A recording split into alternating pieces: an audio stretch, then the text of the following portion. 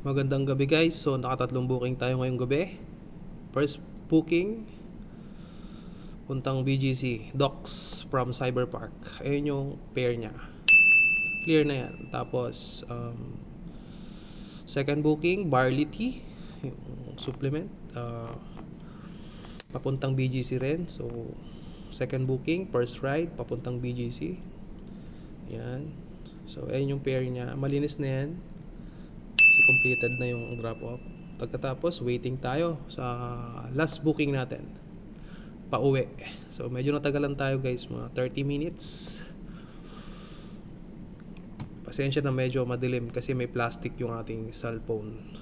Napakahirap pag bumabiyahe ka ng umuulan o inabutan ka ng ulan, kasi hindi ka mababasa sa ulan, mababasa ka naman sa pawis dahil mainit yung kapote. So yun, waiting. Third booking natin, pumasok, sapatos, papuntang Napindan Taguig. So napakadilim.